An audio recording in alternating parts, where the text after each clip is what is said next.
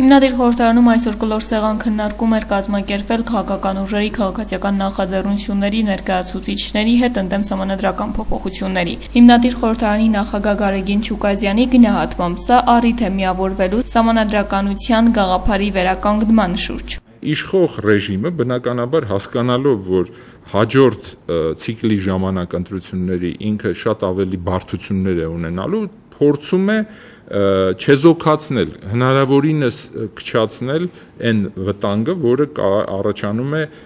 ընտրությունների ժամանակ։ Այսինքն, եթե երկու ընտրությունը մեկ է դառնում, ուրեմն երկու անգամ իրենց գործը հեշտանում է։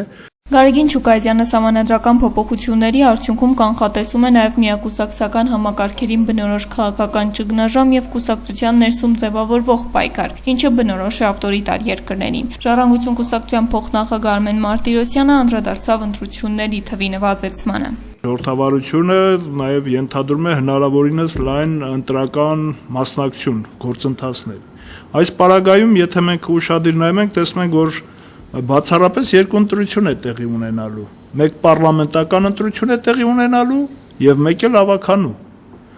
որտեվ թիմ բաժնի հետ կապված հստակ այնտեղ նշված ճիշտ ընտրությունների հետ կապված, որ ընտրություն լինելու է երկու դեպքերում՝ համապետական, պարլամենտական եւ ավականի։ Այսինքն իշխանությունները նաեւ նախատեսել են, որ ամենայն հավանականությամբ թիմ օրենքով փոխվելու է համայնքապետի ընտրության գործընթացը եւ այն թողնելու է նորից ավականուն, ինչը շատ ավելի է դյուրացնելու ըմբոստ գյուղերում որոշակիորեն կառավարման գործընթացները։ Քաղաքագետ Հմայակ Հովհաննիսյանը գործընթացը համարում է ոչ թե սահմանադրական փոփոխություններ, այլ ամբողջությամբ նոր սահմանադրություն գրելու փորձ, ինչը ԱԻՄ կուսակցության նախագահ Պարույր Հայրիկյանը արկածախնդրություն անվանեց։ Սահմանադրությունը իշխանություններին սահմանափակելու համար է։ Եթե իշխանությունների լիազորությունները սահմանափակելուն ուղղված չեն